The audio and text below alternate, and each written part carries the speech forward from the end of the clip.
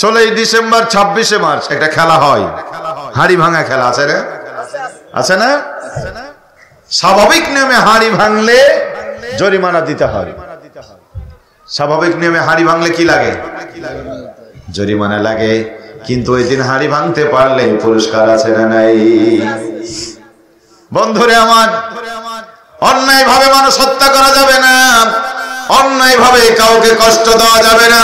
কিন্তু যদি চুরি করেছে, আল্লাহর কোরআন বলছে হাত কেটে দাও, সন্ত্রাস করেছে পা কেটে দাও, জেনা করেছে 100 বেত লাগিয়ে তার দুনিয়া থেকে বিদায় করে দাও, তোমার ঘরে অন্যায় ভাবে উকি মেরেছে তার চোখটা নষ্ট করে দাও। জোরে বলুন ঠিক কি না? পেটের নাড়ি ভুঁড়ি প্যাঁচ লেগে গেছে, ডাক্তার বলবে এটা কেটে ফেলে দিতে হবে। আপনি যদি বলেন না আমি পেটের নাড়ি কাটবো না, দুদিন বাঁচতেন তাও বাঁচবেন না। বলেন ঠিক কিনা বলেন? বন্ধুরা আমার, স্ট্যাটাস অনুযায়ী আমল করতে হবে, কোরআনের দৃষ্টিভঙ্গি অনুযায়ী আমল করতে হবে। বদরের যুদ্ধের রাত্রে আল্লাহ পাক নবীকে ডেকে বলেন, নবী হে, এতদিন তুমি কষ্ট করেছো, শুধু ধৈর্য ধারণ করেছো, আর নয় প্রতিরোধ, এবার হবে প্রতিশোধ। ওই যে মক্কার কাফির আসছে, তুমি তাদের জোড়াই জোড়াই মারবে, ঘাড়ের উপরে মারবে, অল্প আঘাত দিলে রেজাল্ট ভালো হয়ে যাবে। বলেন মারহাবা। প্রশিক্ষণ কে দিচ্ছেন? কে দিচ্ছেন? এটি হলো পরিপূর্ণ ঈমানদের দাবি। একদিকে আপনি মানুষের জন্য জীবন দিবেন, অন্যদিকে এসে যদি ইসলামের ক্ষতি করে, কোরআনের ক্ষতি করে, সে আপনার ছেলে হতে পারে, মেয়ে হতে পারে, সে আপনার বাবা হতে পারে, সে আপনার মা হতে পারে। আল্লাহ পাক বলেন তুমি যদি ঈমান এনে থাকো, ওই মা বাবা ভাইয়ের কোনো কথা তুমি মানতে পারবে না। আজকে দেশে যখন নির্বাচন আসে, কোরআনের পক্ষে যখন মতামত চাওয়া হয়, আজকে মুসলমানরা বলে ভাইজান আপনি তো জানেন আমার চাচাতো ভাইয়ের শ্বশুরের এক দুলা ভাই ভোটে দাঁড়িয়েছে। হ্যাঁ, আপনি বলেন আমি কি করে তার বিরুদ্ধে যাই? অথচ বদরের যুদ্ধটা ছিল বাবার বিরুদ্ধে ছেলের যুদ্ধ, বদরের যুদ্ধ ছিল চাচার বিরুদ্ধে ভাতিজার যুদ্ধ। আল্লাহর হাবিব বললেন এই যুদ্ধে নিজের বংশের বিরুদ্ধে তোমাদের দাঁড়াতে হবে, নিজ ছেলের বিরুদ্ধে বাবার অস্ত্র ধরতে হবে, নিজ বাবার বিরুদ্ধে ছেলেদের অস্ত্র ধারণ করতে হবে। বিপদটা কত দেখেন, আপনার বাবার মাথায় দুটো বাড়ি দিয়ে আমি মেরে দিতে পারি, এটা আমার জন্য খুব সহজ, কিন্তু আমার বাবা এসেছে, আমার বাবার মাথায় বাড়ি দেওয়ার জন্য কতটা কঠিন। কিন্তু ঈমানের দাবি ছিল ওটাই। বদরের যুদ্ধ শেষ হল, ঘরের ভিতরে ফিরে আসলেন। হযরত আবু বকর ছেলেটিকে বললেন, ছেলেরা আমার, ময়দানে তোমাকে আমি কয়েকবার, ছেলে বলছে আব্বু ময়দানে কয়েকবার পেয়েছিলাম আপনাকে, যেহেতু আপনি আমার বাবা সেই জন্য আপনাকে আমি আঘাত করি নাই। হযরত আবু বকর সেদিন বলেছিলেন, শোনো, কয়েকবার পেও তুমি আমাকে মারো নাই, আল্লাহর কসম তোমাকে যদি একবার পেতাম আবু বকরের তরবারি থেকে তোমাকে রক্ষা করতো না, কারণ এটা বাপ্পাটার যুদ্ধ ছিল না, হক বাতিলের যুদ্ধ ছিল। তুমি বাতিলের পক্ষ অবলম্বন করে কোরআনের আলো নিভানোর জন্য গিয়েছিলে, আমি গিয়েছিলাম রাসূলুল্লাহর সাথে, আমি বাবা বলে ছেড়ে দিয়েছ, অথচ রাসূলকে তুমি পেলে ছাড়তে না, তুমি আমার রাসূলের দুশমন, আর রাসূলের দুশমনের সাথে আমার কোনো সম্পর্ক নাই। জান্নাতের স্বপ্ন যারা দেখেছিল, ঈমানের দাবি মিটাতে গিয়ে নিজের সন্তানের বিরুদ্ধে, নিজের বাবার বিরুদ্ধে অস্ত্র ধরতে তারা কুণ্ঠিত হয়নি, সকল ত্যাগ এবং কুরবানি দিয়ে আল্লাহর প্রিয় গোলাম হয়ে তারা চলে গেছে। প্রিয় নড়াইলবাসী আসুন, সে আল্লাহর গোলাম হই, আল্লাহর প্রিয় পাত্র হয়ে কোরআন এসেছে আমাদেরকে জান্নাতে নিয়ে যাওয়ার জন্য, সেই জান্নাতের পথে আমরা পা বাড়াই। রাজি আছেন? রাজি আছেন? এই কোরআন হচ্ছে একটা মানচিত্র। কোরআন কি? মানচিত্র। রাতের বেলায় রাস্তায় চললে আপনি মোবাইলের গুগল দিয়ে দিয়ে রাস্তা দেখেন, গুগল বলে ডানে মোড় বামে মোড়, আপনি তাই করেন, করেন না?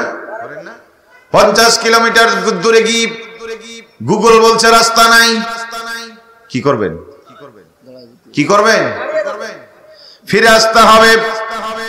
বন্ধুরা আমার, একটু হৃদয়ের মন দিয়ে শুনবেন, মানুষের তৈরি গুগল বলছে রাস্তা নাই, তাই আপনি ফিরে আসেন, অথচ আল্লাহর কোরআন বলছে বান্দারে জান্নাতের পথে পা বাড়িয়েছো, এই যে রাস্তার পথে গর্ত, এই যে ডানে গর্ত বামে গর্ত সামনে খাল বিল, অথচ আপনি জীবনের গতি পরিবর্তন করলেন না।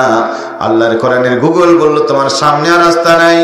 ইয়া আইয়াতুহান নাফসুল মুতমাইন্না ইরজি'i ইলা রাব্বিকি রাদিয়াতাম মারদিয়া ফাদখুলি ফি ইবাদি ওয়াদখুলি জান্নাতি।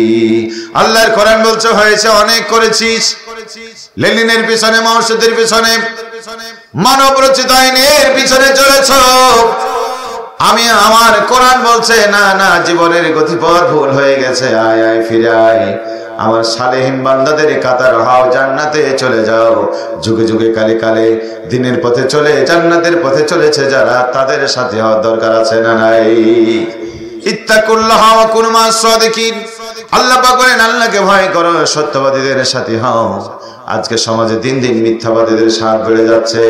এই জন্য আপনাদের অনুরোধ করে বলবো, মুসলমানেরা, জান্নাত যদি যেতে হয় আল্লাহর কোরআনের গুগলের ম্যাপ দেখে জীবনের গতিপথ চেঞ্জ করে আল্লাহর জান্নাতের গাড়িতে ওঠার দরকার আছে না নাই?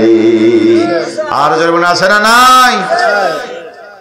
আজকে আপনি নিজে হিসাব করে দেখেন, যতটুকু আমল আপনি আমি করেছি, এদিকে জান্নাতের আশা করা যায়?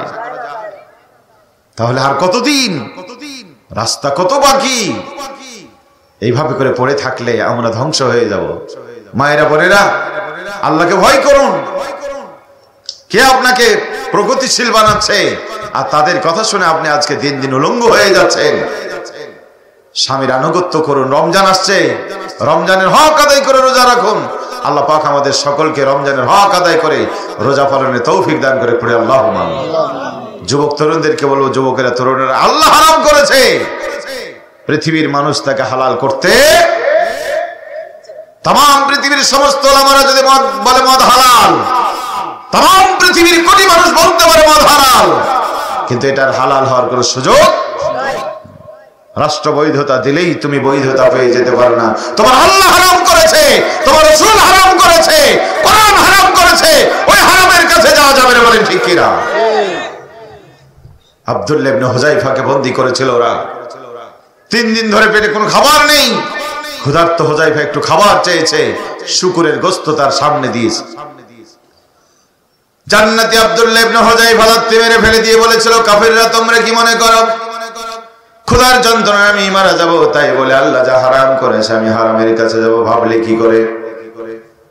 5 দিন ধরে পানি নাই, তৃষ্ণার যন্ত্রণায় বুকটা ফাটে, একটু পানি চেয়েছে, মদের বোতল সামনে দিয়েছে, লাথি মেরে ফেলে দিয়ে বলেছিলেন, কাফেরেরা তোমরা ভেবেছো আমি তৃষ্ণার যন্ত্রণায় ছটফট করি, আল্লাহ যা হারাম করেছে তা পান করে আমি জাহান্নামে যেতে পারি না, জীবন যাবেই যাবে, অতএব হারামের কাছে গিয়ে আমার আখিরাতকে আমি হারাতে পারি না। লাথি মেরে সরিয়েছে।